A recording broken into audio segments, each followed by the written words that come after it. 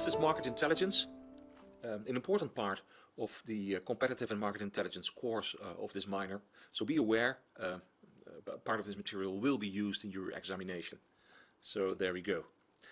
We're talking about the product life cycle. It is our core framework. It is based on a structured 5-phase approach with multiple decision points, and I will talk you through all the steps in that 5-phase approach. If you're looking at the product life cycle, we're talking about market intelligence for innovation and product development, but also for R&D, technology, strategic planning, sales, marketing, what have you. Now, if we go to the next slide, innovation is actually the commercialization of inventions. Now, that is maybe the case when we're talking about radical innovation based on new knowledge. But most innovation is actually an incremental innovation, and that means that it is something that is already there, like in a process or a system or a method, and that we adapt it, we refine it, enhance it, improve it. So we actually make incremental changes for the better. That's something different than it is a radical thing that is often thought of as a new product launch. Now, let's have a look at that product life cycle. First of all, there is something called the product development. That product development, the moment of conception, after the conception there's the product development, it will be introduced, then it starts to grow in importance and in revenue, then there is a period of maturity, then there is a decline, and then the product disappears from the market. That is your product life cycle. Now let's look at that conception and product development. That is this flow diagram that says you have an idea, then you make a concept, you bring that into development, then you launch it, and then there is a post-launch effort to maintain revenues on that level. If we go to the next slide and you look at the innovation and product management as strategy and planning, the idea is very much the identification, exploring ideas, solving problems and addressing needs. If we then go to the next step of the concept, it makes an idea into a product. It's a conceptualization phase. It must have key features. We're looking at current and future market needs, if it will fit, yes or no. Then we go to the development. Then is the development of a product into a marketable, producible item. Still then, it's possible that it will not work out. Then we launch it, if we go that far, and then you launch the new or the improved product. And then finally, you give support and services around the post-launch. Well, let's go to that first step, the idea phase. So what do? Basically, you're going to confront customers and focus groups, employees and salespeople and trade shows with your new idea to get an impression. You say, well, I want to be sure that I have something which is worth taking it to the next phase. So you have to investigate it. So you can also do innovation discovery methods and tools and research of user habits, user patterns, patent databases, trend research. Come with ideas like from that way. Formal idea generation is very much brainstorming, scenario analysis, problem-based analysis. Whatever you do, you generate and conceptualize ideas. That's the idea phase. If you get new ideas, what you often do is that you use different sources. You look inside and outside the organizations to be sure. You also make sure that you change the type and character of information you use as a background. So often when you change your information settings, it is as if you sort of feel as if you can rethink things over. That's also with the sources that you play around with them. So then you start to come with a process of creation. Now, the ideas come into an invention, a commercialization, etc. You must come to a selection of these new ideas, and it comes down to a selection of let's say, external features you're looking for, internal features you're looking for, and a reflection, of course, it must reflect the strategy and the goals that has been set out. Now, that selection can be based on trends within the industry, and it is either set out by what the competition is doing or what the technology provides you as possibilities. That is, if we look inside the industry. If we look outside the industry, we are looking for emerging technologies. So these are new and strange to our own industry, but it can be very challenging to embrace them. It can be macro issues which lays outside your industry. You can also make a selection based on your customers. Maybe there is a strong fluctuation in usage of existing products, or maybe certain market needs are not met yet.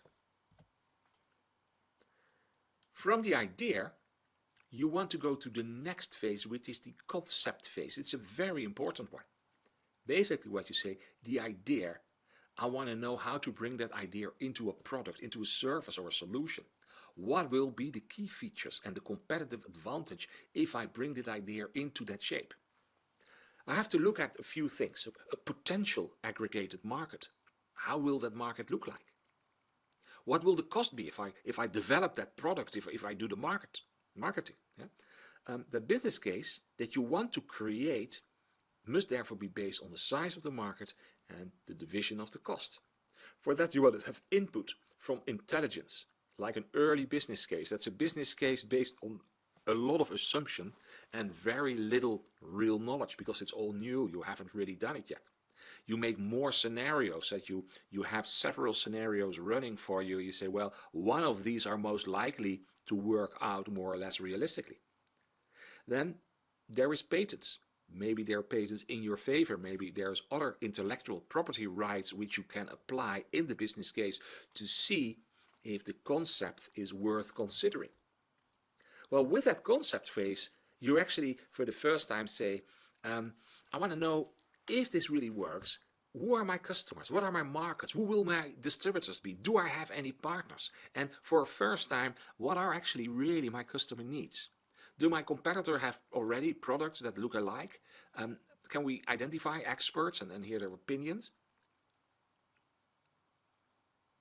This is normally that concept part of a development as well as sales cost. This often the concept phase makes, together with another phase, a very important decision point. So remember that the concept phase will give you that decision point.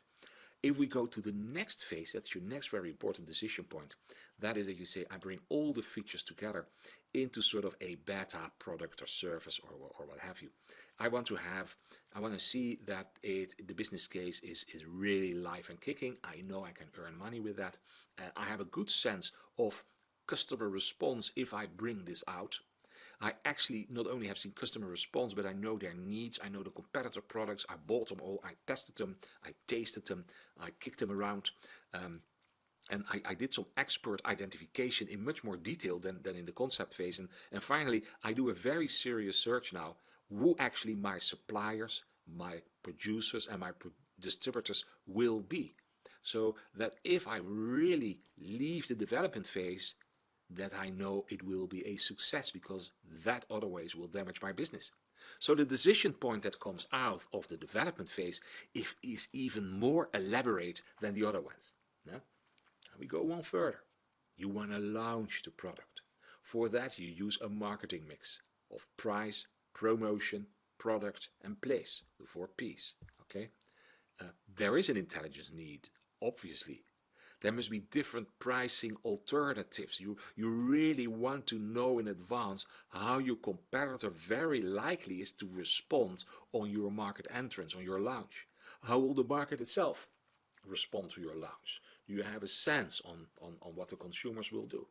Now, finally, in a post-launch setting, you can say, okay, I understand I will now be first in a growth phase, then in a maturity phase, then in a decline phase. I will plan my incremental product innovation around that. I will make changes in strategy according to the phase I am in my product cycle. Yeah, I will look at market size and share analysis. I do the Ipr analysis, competitor productive intelligence. Of course, I follow all the competitors and their products and sample as much information as I get, also on their sales, distribution channels and what have you. And I do a sales analysis from myself, from my own channels, and see how that works. That's what you do post-launch. Now, I want to go back with you all the way to the idea development. And we can say, if we develop the idea, I want to do all sort of analysis. What are these? Well, first of all, there is the end user analysis and there is a trend analysis. If we look at the end user analysis, we're looking for trends, for drivers, for behaviors. We have to identify, to analyze and to extrapolate them. This is very much, at one hand, a micro view, so we do a lot of interviews, we look at focus groups, we really play with them, and on a macro scale we actually look at trends and markets. That's loose from the trend analysis. The end user analysis normally covers 3 to 5 radical different scenarios. You actually should identify key indicators for each scenario, so that the moment when the scenarios are all true, and finally you see some from the indicators triggers enough proof that you say it is this one scenario that really will be the fact for this idea to take it forward, and that's the scenario then what counts. Look for early warnings on that. Okay. Now for the trend analysis, there are trends from the present, from the future. There will be key success factors, that you identify them, that you describe them well enough. You have a micro and macro idea there as well, and you can focus and unfocused aspects from looking and researching your trend analysis. That's with the idea phase. A lot of analysis has to be done. But it gets even worse. In the concept phase, this is analyzed as much as possible. For example, very important, you do market attractiveness analysis, a very basic way. In the development phase, you make it on a higher cost, even more elaborate. But this, with the concept phase, you have to make decisions, you have to have your intelligence ready. So what do? Market attractiveness is very important, and you look at PESTEL. And PESTEL stands, as you very well know, you look at your political environment, you look at your economic environment, you look at your social environment, you look at your technical environment, you look at your legal environment, and you look at your environmental environment, so to speak. These are the key issues you're going to monitor so that you know where your concept has to survive in. Then you look at your industry structure. You look at your market size, at your distribution channels, your future distribution channels, or your current channels where this concept will make use of. You look at your competitors, you map them out. You look at your local production and trade and see how you can fit in. You look at, for the first time, at your pricing strategy. You look at historical development, if possible. If there is any sort of historical development that you can use, you take that on board. You develop a so-called blue ocean strategy. It's a strategy, let's say, in an area where there is no competition, you are a new entrant. And to compare that with the red ocean strategy, they say it's normally colored red by blood because of competitors actively competing with each other, fighting for the customer, etc. A blue ocean strategy is sort of a clear way. There is no competing product in the market, and actually you can write the strategy as good as it is. What you also want to do, you want to see who your partners can be, and you want to screen and analyze them. So you screen and analyze your partners on technologies, on resources, on skills, on capabilities, on financial health. Let's say you do that for speeding up time to market, for more ideas to have that faster and more effectively. Let's say this can be what we have seen, how Philips shared that innovation channel in open innovation. Another is the Procter & Gamble process of connect and develop. I'll tell you a little bit more about that during the actual lecture. There is a competitive landscape analysis. Very interesting. That means that you say, okay, that whole landscape, I'm looking at industries and I'm doing industry analysis. I'm looking at value chains and I analyze them. I'm looking at competitors and I analyze them. And I look at technology roadmap analysis. Now, let's look at the competitor analysis. By customer segment, we look at competitors. Along the value chain, we look at them at location, at geographical markets. And we set out their products, their services, their strengths, their weaknesses, their growth models, so that we understand who we are dealing with in that market. Also, with the concept, we look at the IPR analysis in a very basic way. So, well, not very, in a basic way. We identify and analyze. We look at patent databases, at industry reports. We do quantitative research on IPR, we do patent analysis, citation analysis, and that must be more or less gives us a good sense where we stand with intellectual property rights. Okay, that's important. Now we go to the development. Development says market attractiveness analysis, but now detailed. A micro-analysis. What will happen? We will first decide on the focus, on the scope, on the models that we use. And we set the information out on an industry analysis, on a value chain analysis, technology roadmap, on the market size, on the market chain. Yeah? What is important is that we maybe can we can do benchmarking, position analysis, SWOTs, value chain analysis.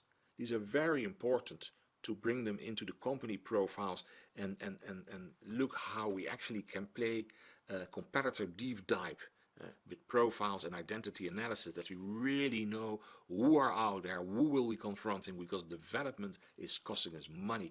There will be no way back. There's a lot of damage done if we later find out that we didn't understand the playing field we were entering. Well, often you also see that this is the moment where you do war game or future games, as intelligence morale. You play a little bit of a 1 to 5 year future time scale with competitors and customers in role plays, and as if now you look into that future and you're going to see to what extent you are realistic in that game with what you expect concerning your competitors, your trends and your scenarios. And it's very interesting and very important. Basically, you can now see with the level of detailed analysis how much more elaborate and expensive that development step is, and that it is very difficult to go back and say, you know what, maybe we shouldn't do it. It often is too late. Now, once we start launching, we must have our country analysis right. So here comes the pestle, the political, the economic, the social, the technology, the legal and the environmental analysis must be right. Facts, trends, certainties, what is the impact per country? And there you have the whole array. The competitor media strategy analysis, we must understand from our competitors the marketing channels, the allocated resources they have, the media recognition, the geographical reach each competitor has. And then we can place ourselves in that field when we want to do that launch. And of course, there's the strategic theme analysis, and the event and the issues and how that has an impact on the industry, on the company, on the innovation, and that finally follows then by the industry structured analysis and the value chain analysis. Now, post-launch, we actually are monitoring market size and market share analysis all the time. There will be various market segments, but it is important. There's a historical and a future growth opportunities. And these historic data gives us the demand-supply scenarios, trends, forecasts, and what we then normally do, we invite the experts and we see if together with the historical data combined there can be new directions found, so that in the post-launch we can improve, we can divert into new directions. Concerning post-launch, we have product profiles. These are competing profiles with the features from competing products or services, with their prices, with their life cycle position, so that you know more or less when they're out-developed, when they become cash cows, etc., for their competitors. And we use that in benchmarking, position analysis, sales marketing strategy, etc. Now, interesting enough, you can make a complete market intelligence dashboard. And what you see is that it leads to a strategy and planning of and innovation management and product management. It is built up that you have an urgent need for news and signals that is monitored. And you do that by block monitoring, IPM monitoring, media monitoring, price monitoring, trend monitoring, regulatory monitoring, scientific paper monitoring or management, company profiles, product profiles. What you do is that you combine that in a scheduled bulletin and a scheduled analysis, and it brings you the strategy and planning output into your innovation and your product settings. Well, that's it. Thank you.